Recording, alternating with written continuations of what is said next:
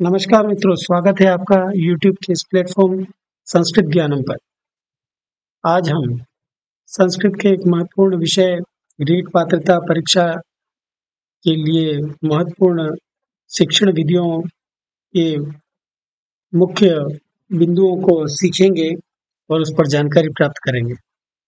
शिक्षण विधि किसी भी कक्षा में पढ़ाते समय एक शिक्षक को पढ़ाने का जो तरीका होता है उसे शिक्षण विधि कहते हैं। शिक्षण विधि का क्षेत्र सीमित होता है। यह केवल एक शिक्षक एवं एक कक्षा को प्रभावित करती है। शिक्षक प्रणाली एक विद्यालय में सुबह से लेकर शाम तक जिस तरीके से संचालित होता है उसे शिक्षण प्रणाली कहते हैं। शिक्षण प्रणाली का क्षेत्र व्यापक होता है। यह संपूर्ण विद्यालय को प्रभावित करती है। अब जो शिक्षण विधि है, शिक्षण विधि केवल एक कक्षा को प्रभावित करती है और शिक्षण प्रणाली का स्तर व्यापक होता है, संपूर्ण विद्यालय को प्रभावित करती है। शिक्षण प्रणाली यानी कि विद्यालय को चलाने का तरीका है, जबकि शिक्षण विधि एक कक्षा में किस तरीके से शिक्षक पढ़ाता है उसका तरीका है। विद्याओं के अनुसार शिक्षण विधियां। व्याकरण शिक्षण, इसके लिए एक सामान्य जानकारी प्राप्त करना आवश्यक है। शिक्षण विधियां पढ़ने से पूर्व कि व्याकरण क्या है, इसकी उत्पत्ति किस प्रकार से हुई है, इसके कौन कौन से अंग हैं। तो आइए इसके बारे में अपन विस्तृत जानकारी देखते हैं। सामान्य जानकारी, तो व्याकरण शब्द की उत्पत्ति बी और आंग उपसर्ग और क्री धातु और ल्यूट प्रत्यय करने से व्याकरण शब्द की उत्पत्ति होती है और व्याकरण शब्द ऐसे बना है। व्याक्रियन्ते व्युत्पाद्यते शब्द, जिस शास्त्र के द्वारा शब्द की उत्पत्ति या रचना का ज्ञान करवाया जाता है उसे व्याकरण कहते हैं। तो व्याकरण किसे कहते हैं? जिस शास्त्र द्वारा शब्द की व्युत्पत्ति और रचना का ज्ञान करवाया जाता है उसे व्याकरण कहते हैं, व्याकरण शास्त्र कहते हैं। ये आपको ध्यान में रखना चाहिए। प्रधानम च पंचेषु अंग व्याकरणम, वेद के 6 अंग हैं। 6 वेदांगों में यानी कि वेद के अंगों को वेदांग कहते हैं और उसमें से व्याकरण को 5वां यानी कि मुख्य व्याकरण को कहा जाता है। व्याकरण वेद का मुख्य कहा जाता है। अब वेद के अंगों की बात हो रही है। वेद के मुख्य रूप से व्याकरण इसका मुख है, ज्योतिष इसके नेत्र हैं, निरुक्त इसके कान हैं, श्रोत हैं, फिर शिक्षा इसके हाथ हैं, शिक्षा इसके नाक हैं और कल्प इसके हाथ हैं और छंद इसके पैर हैं। इस प्रकार के वेद पुरुष के अंगों की कल्पना की गई है और उनको वेदांग कहा जाता है। अगर परीक्षा में ऐसा आता है कि वेदांग कितने हैं, तो वेदांग 6 हैं। कौन कौन से? व्याकरण, ज्योतिष, निरुक्त, कल्प, शिक्षा और छंद। अब ये व्याकरण की उत्पत्ति कैसे हुई और इसको किसने किसको सर्वप्रथम सुनाया या इसका ज्ञान किसने किसको दिया, इसके संबंध में भी हम पहले जानकारी प्राप्त करते हैं। महर्षि पतंजलि ने एवं किशोरीदास वाजपेयी ने व्याकरण को शब्दानुशासन कहकर पुकारा है। किशोरीदास वाजपेयी ने व्याकरण को भाषा का भूगोल भी कहा है।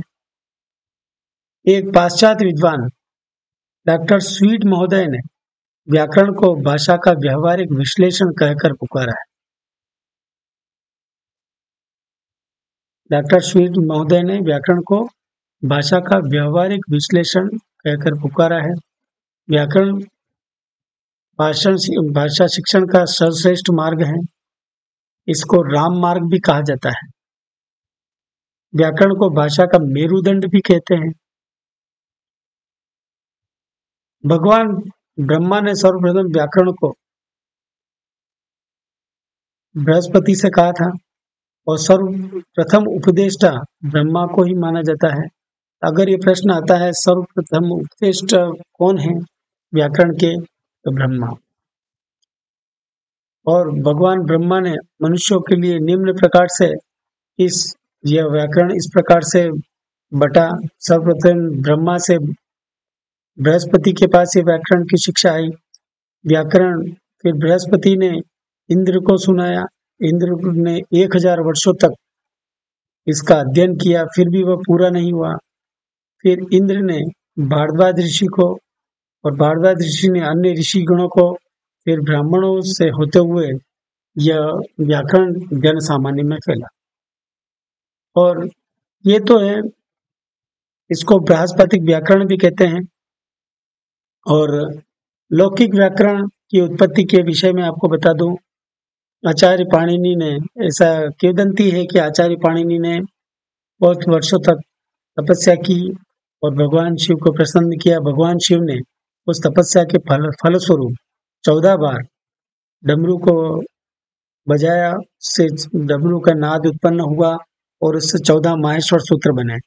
उन 14 माहेश्वर सूत्रों से ही आचार्य पाणिनि ने 42 प्रत्याहारों का निर्माण किया और उन प्रत्याहारों के आधार पर ही संपूर्ण संस्कृत के सूत्र बने। तो ये पाणिनि व्याकरण कहा जाता है। संस्कृत व्याकरण के अंतर्गत पाणिनि, कात्यायन, वररुचि एवं पतंजलि। कात्यायन का ही दूसरा नाम है वररुचि। तो पाणिनि, कात्यायन और पतंजलि व्याकरण शास्त्र के सर्वश्रेष्ठ विद्वान माने जाते हैं। इनको मुनित्रय की संज्ञा भी दी गई है।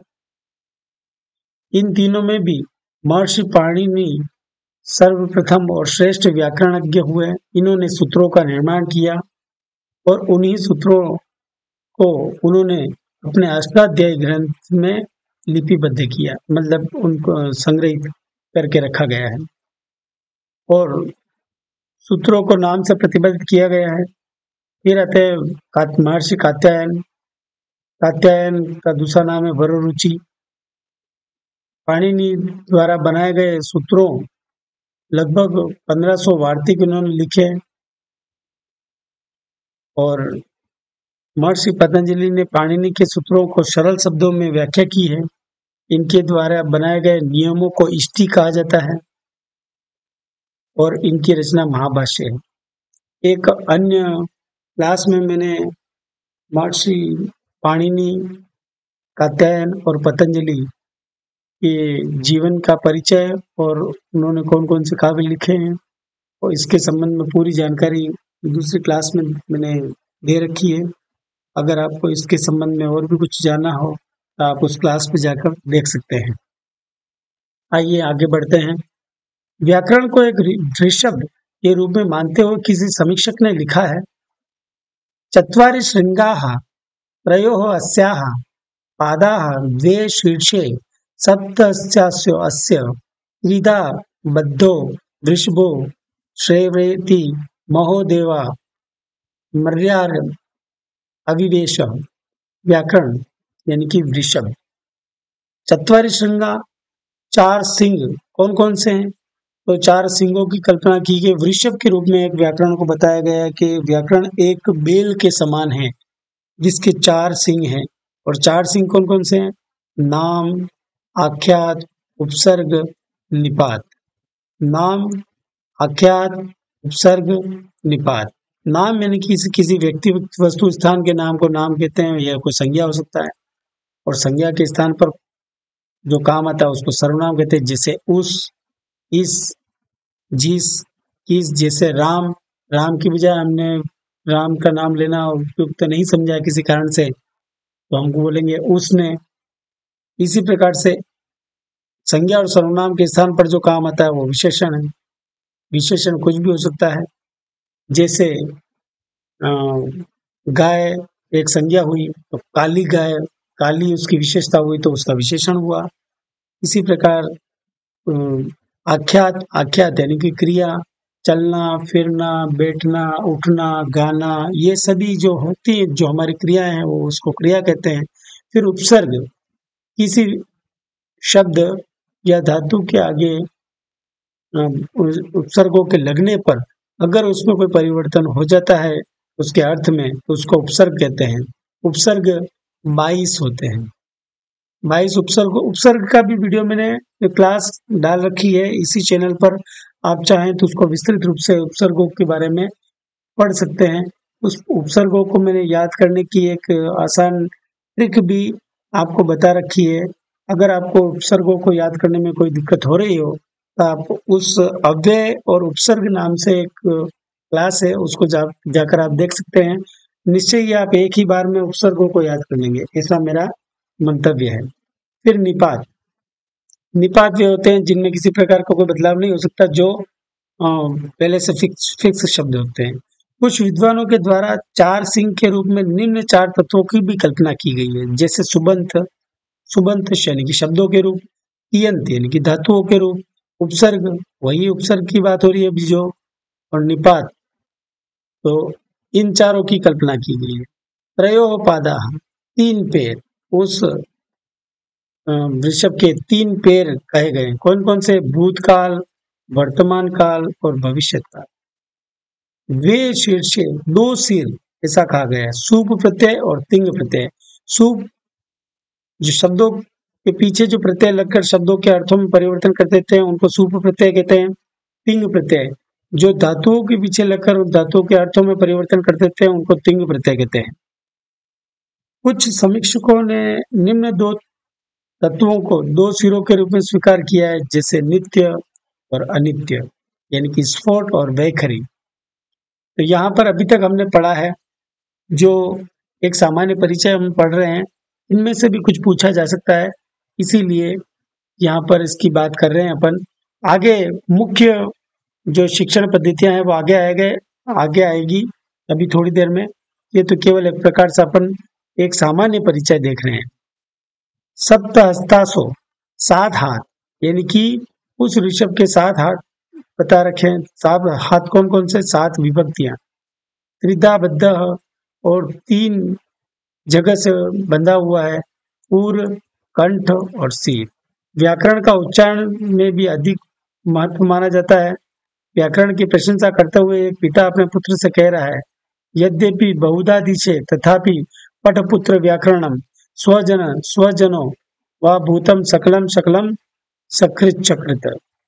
बहुत से शास्त्रों का अध्ययन किए हुए पुत्र ने पिता से कहा कि हे पुत्र, तुमने बहुत से शास्त्रों का अध्ययन कर लिया है, फिर भी तुम व्याकरण को अवश्य पढ़ो, क्योंकि व्याकरण के ज्ञान होने पर ही स्वजन और अपना परिजन और स्वजन यानी कि कुत्ता, यानी कि स्वजन को परिजन भी कहते हैं, स्वजन को कुत्ता भी कहते हैं, सकलम को संपूर्ण भी कहते हैं और सकलम को टुकड़ा भी कहते हैं, सकृत को एक बार भी कहते हैं और सकृत को गोबर या विष्ठा भी कहते हैं। उसका तुम्हें संपूर्ण ज्ञान हो जाएगा। इस प्रकार से व्याकरण की महिमा का यहाँ पे वर्णन कर रखा है, आप चाहे तो पढ़ सकते हैं।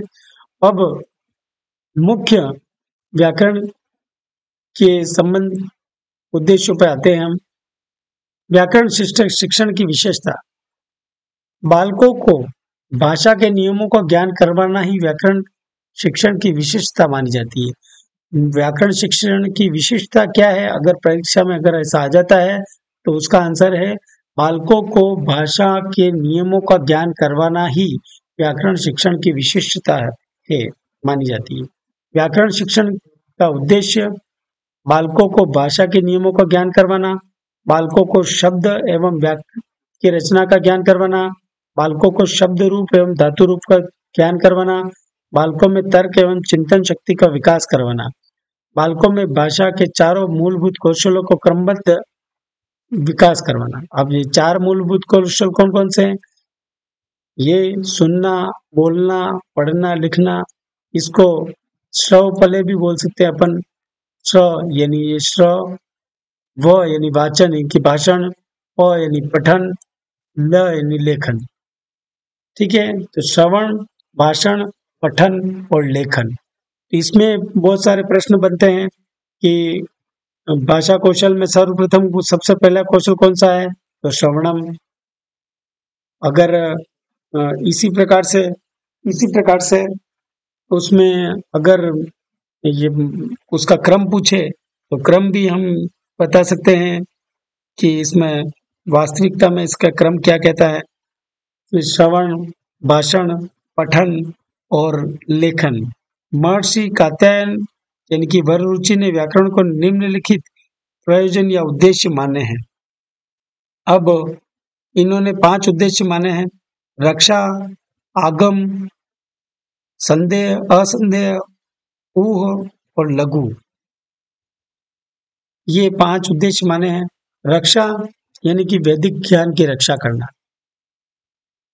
हम फिर ऊह नवीन शब्दों की रचना करना। आगम पठन में निरंतरता लाना। लघु यानी संक्षिप्तता करना। असंदेह शंका का समाधान करना।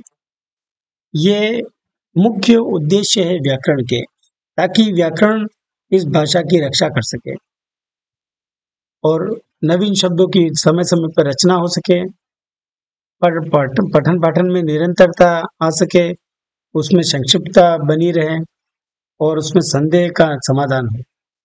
व्याकरण शिक्षण की विधियां। व्याकरण शिक्षण के लिए अनेक प्रकार की विधियों का प्रयोग किया जाता है। डॉक्टर संतोष मित्तल ने इन विधियों को निम्नानुसार 2 श्रेणियों में विभक्त किया है: प्राचीन विधियां और अर्वाचीन विधियां। वैसे प्राचीन, अर्वाचीन और नवीन विधि के रूप में भी स्वीकार किया जाता है। प्राचीन विधियां आगमन विधि, निगमन विधि, सूत्र या कंठस्थीकरण विधि, पारायण विधि, भाषा संसर्ग या अव्यानुकृति विधि, अर्थबोधन या वाद विवाद विधि, अन्वय व्यतिरेक विधि और व्याख्या विधि। ये प्राचीन विधियां हैं। इसी प्रकार से अर्वाचीन विधि आगमन, निगमन विधि, समवाय सहयोग विधि, पाठ्य पुस्तक विधि। ये अब प्राचीन और अर्वाचीन विधियां इसको इसलिए कहा जाता है क्योंकि प्राचीन और अर्वाचीन विधियों में जो प्राचीन पहले वाली पद्धतियां थी, उसके अनुसार जो विधियां पढ़ाई जाती है वे प्राचीन कही जाती है।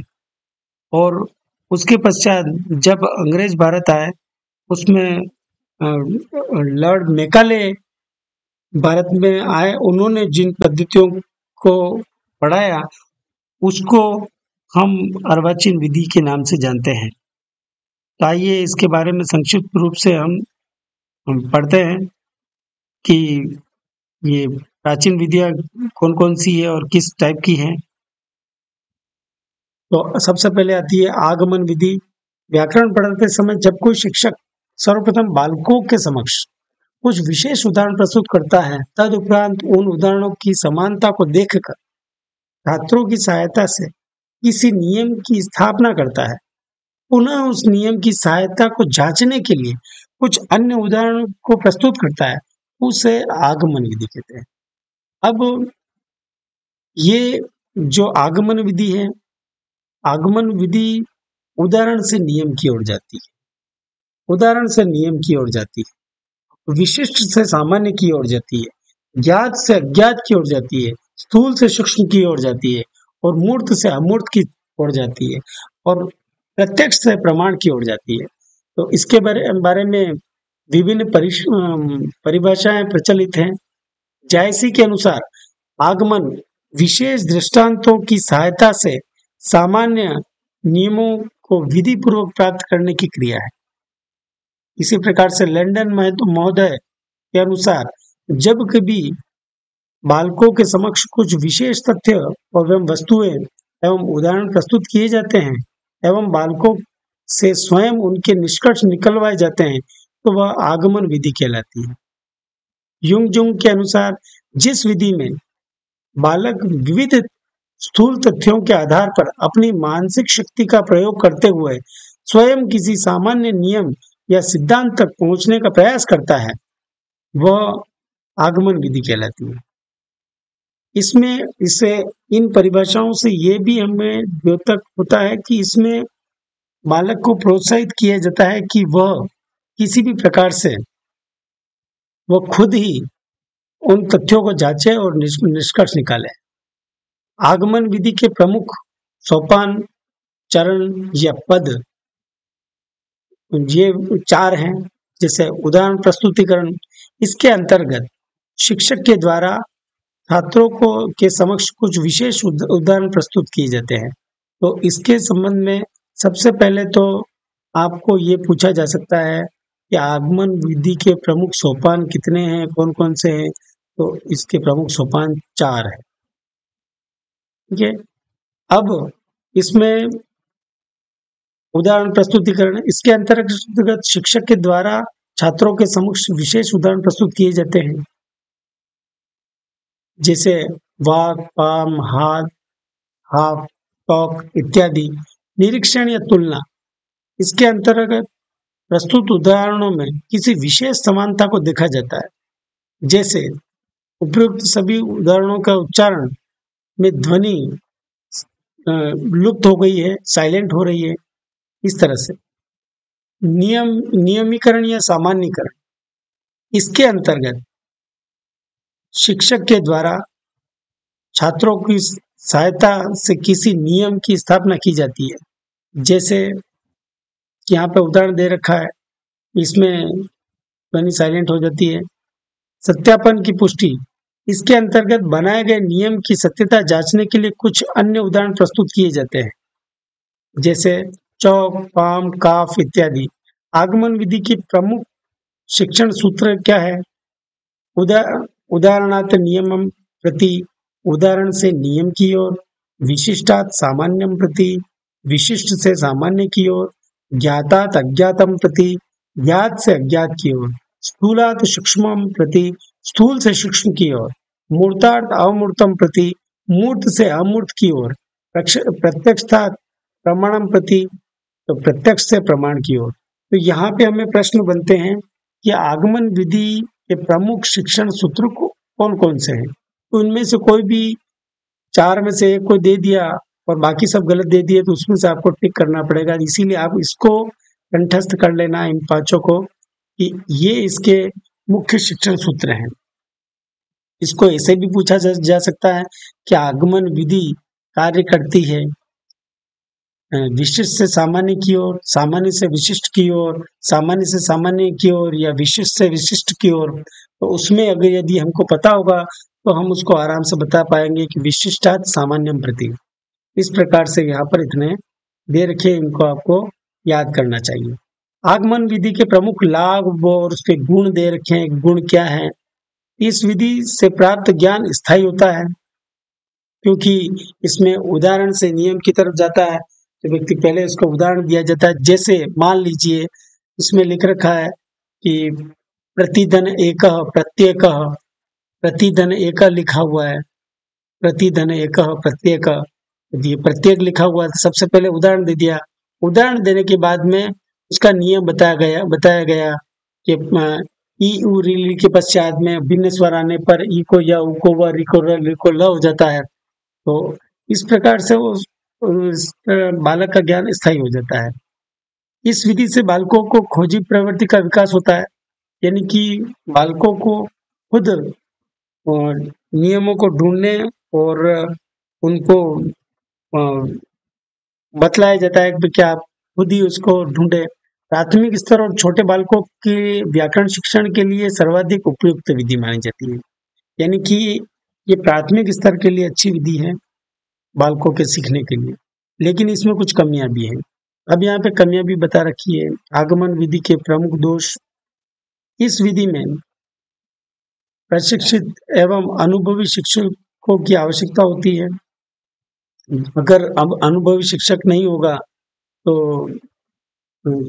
उसमें वो सही ढंग से उसको बता नहीं पाए।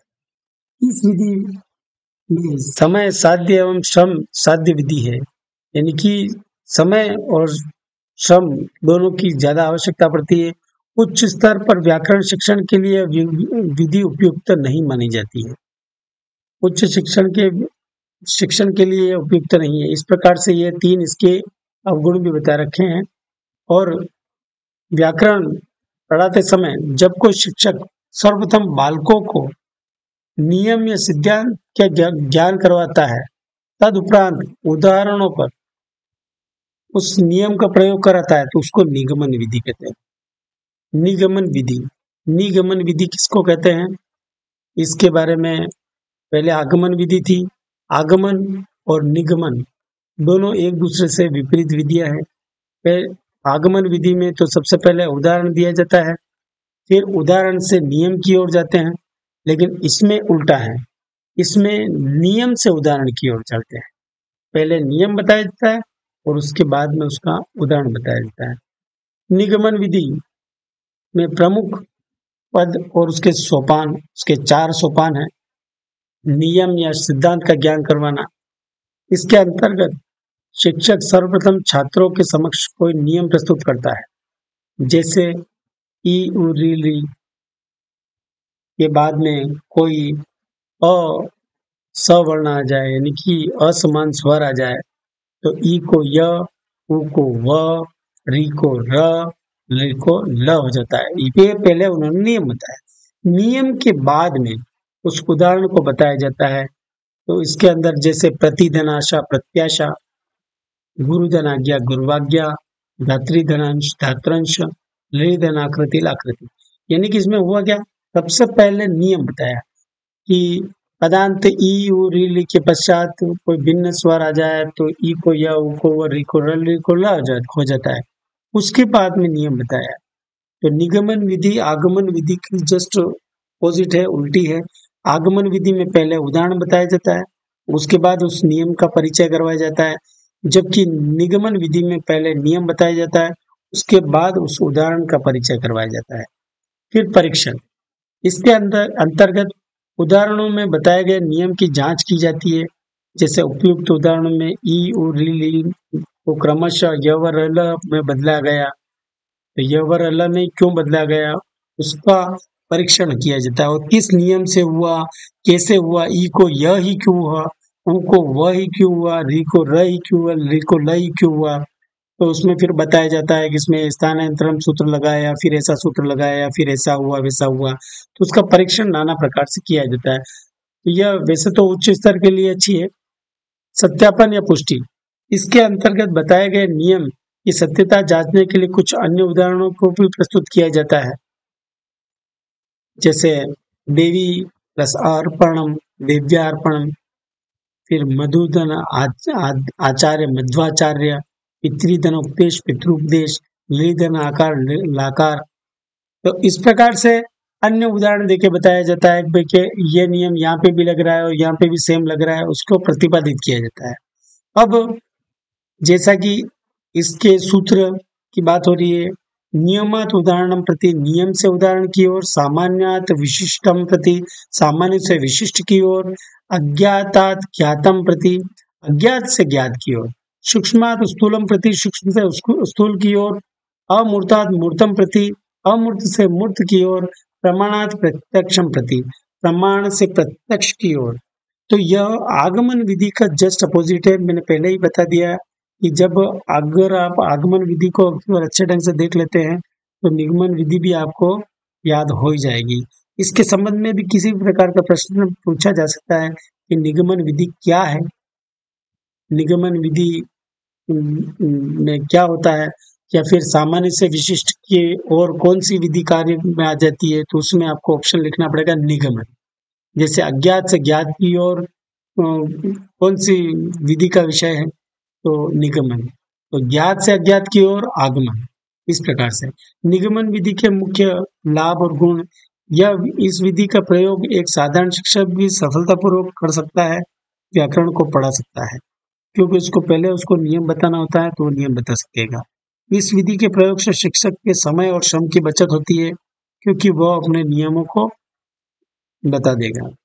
और यह उच्च स्तर के लिए और व्याकरण शिक्षण के लिए सर्वाधिक उपयुक्त विधि मानी जाती है। निगमन विधि के प्रमुख दोष और कमियां। यह विधि, इसका जो ज्ञान होता है वह अस्थायी होता है। इस विधि के प्रयोग से बालकों में रटने की प्रवृत्ति का विकास होता है। प्राथमिक स्तर पर व्याकरण शिक्षण के लिए उपयुक्त नहीं मानी जाती है, क्योंकि यह नियमों पर आधारित होती है, इसीलिए। और विशेषता संस्कृत के प्रसिद्ध लगभग सभी व्याकरणों द्वारा निगमन विधि का समर्थन किया जाता है, क्योंकि इससे नियम का कंठस्थीकरण हो जाता है। और जैसे पाणिनि निगमन विधि, कात्यायन निगमन विधि, पतंजलि निगमन विधि का समर्थन करते हुए आगमन की ओर बदला।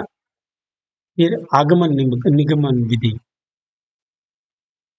व्याकरण पढ़ाते समय जब कोई शिक्षक उपयुक्त दोनों विधियों को एक साथ प्रयोग करने लग जाता है, अर्थात सर्वप्रथम बालकों के समक्ष वह उदाहरण प्रस्तुत करता है, तदुपरांत छात्रों की सहायता से किसी नियम की स्थापना करता है, पुनः उस नियम पर आधारित बहुत से अन्य उदाहरण प्रस्तुत करता है, तो ऐसी स्थिति में निगमन विधि कहलाती है। यह विधि अर्वाचीन व्याकरण शिक्षण विधियों में शामिल की जाती है। सभी भाषाओं एवं सभी स्तरों पर व्याकरण शिक्षण के लिए यह सर्वश्रेष्ठ विधि मानी जाती है। यानी कि निगमन विधि को यहाँ पे श्रेष्ठ बताया गया। सूत्र या कंठस्थीकरण विधि, यह विधि निगमन विधि का ही एक व्यापक रूप है, यानी कि बड़ा रूप माना जा सकता है इसको। इस विधि में संपूर्ण व्याकरण का ज्ञान छोटे छोटे नियमों में बांधकर किया जाता है। शिक्षक इन सूत्रों को छात्रों को कंठस्थ करवा देता है और रटवा देता है। अब ये सवाल आता है कि कंठस्थीकरण की यह है, तो नाम से ही जाहिर है जो कंठस्थ करवा देता है वह सूत्र या कंठस्थीकरण विधि कहलाती है। अब इस विधि में छात्रों को रटकर ही व्याकरण का सिद्धांत का ज्ञान प्राप्त होता है, यानी कि यह रटने वाली विधि है। रटने की प्रवृत्ति अधिक होने के कारण यह अमानवैज्ञानिक विधि है। अगर आपको परीक्षा में आ जाए कि कंठस्थीकरण विधि है अमनोवैज्ञानिक, यानी कि मनोवैज्ञानिक वैज्ञानिक मनोवैज्ञानिक मनोवैज्ञानिक कुछ भी आ जाए तो उसमें अमनोवैज्ञानिक विधि मानी जाती है। यह इसका सही आंसर होगा। संस्कृत व्याकरण शिक्षण में यह सर्वाधिक प्रयोग में लाई जाने वाली विधि भी है। संस्कृत व्याकरण शिक्षण की सबसे प्राचीन विधि भी मानी जाती है। इस विधि में सर्वप्रथम प्रयोगकर्ता प्राणिनि माने जाते हैं। इस विधि को घटे समुद्रम पूर्णम नाम से भी कहा जाता है, यानी कि घड़े में समुद्र को उड़ेल देना।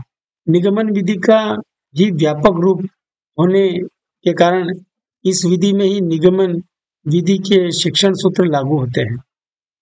सूत्र की परिभाषा। अल्पाक्षरम असनिग्धम सारविग्धम तो मुखम हस्तो अन्वयच्च सूत्रम सूत्र विदो विदु, अर्थात नियम निम्न 6 लक्षणों से युक्त रचना को विद्वानों ने सूत्र के नाम से पुकारा है। अल्पाक्षरम, छोटे छोटे अक्षरों का समूह होना चाहिए, यानी कि वह सूत्र किसे कहते हैं, जो छोटा हो, यानी कि अल्पाक्षरम। दूसरा असंदिग्धम, जो संदेह से रहित हो, जिसमें किसी प्रकार का कोई संदेह नहीं है। फिर सारवद, सारपूर्ण हो, जिसके शब्द को देखकर ही उसमें होने वाले संपूर्ण क्रिया का ज्ञान हो जाए। उस शब्द को देखकर, उस सूत्र को देखकर ही पूरी व्याख्या अपने को पता चल जाएगा उसमें क्या होने वाला। विश्रुतो मुखम, वह यदा कदा चलन में आने वाला। फिर अस्तोभम, अवरोध से रहित होना चाहिए। और अनवदम, निंदा से रहित होना चाहिए, यानी कि वो सूत्र ऐसा होना चाहिए। सूत्र की परिभाषा यहाँ पे दे रखी है कि वह अल्पाक्षर, असंदिग्धम, सारवद, विश्रुतो मुखम, सदा सदा चलने वाला होना चाहिए। वो हमेशा, एक बार नियम लागू हो गया तो वो नियम हमेशा लोगों की जुबान पर रहना चाहिए और वह शाश्वत होना चाहिए। और अवरोध से रहित होना चाहिए और निंदा से रहित होना चाहिए। ऐसा नहीं कि एक नियम जो लग रहा है उसमें कहीं ना कहीं दूसरा नियम की अवहेलना हो रही हो। इस प्रकार से ये सूत्र की परिभाषा दे रखी है। और सूत्र की परिभाषा के सूत्र के लक्षण दे रखे हैं। सूत्र के कितने लक्षण हैं, तो 6 लक्षण हैं। यह परीक्षा में इस तरह से पूछा जा सकता है। सूत्र के भेद, फिर सूत्र के भेदों के बारे में बता रखा है कि संज्ञा च परिभाषा च विधि नियम एव च अतिदेशो अधिकारश्च षड्विध सूत्रम लक्षणम। सूत्र के 6 लक्षण हैं, 6 प्रकार है, 6 प्रकार माने जाते हैं। कैसे? एक तो संज्ञा सूत्र, फिर दूसरा है परिभाषा सूत्र, फिर तीसरा है विधि सूत्र, चौथा है नियम सूत्र, पांचवा है अतिदेश सूत्र, फिर अधिकार। ये 6 इसके सूत्र माने जाते हैं। फिर आज के लिए इस क्लास में हम यहीं तक इस क्लास को रखते हैं। इससे आगे की क्लास, इसका पार्ट 2 आपको शीघ्र इसके इसी चैनल पर आपको आगे निरंतर मिलता रहेगा। हमारे साथ बने रहने के लिए आपका धन्यवाद।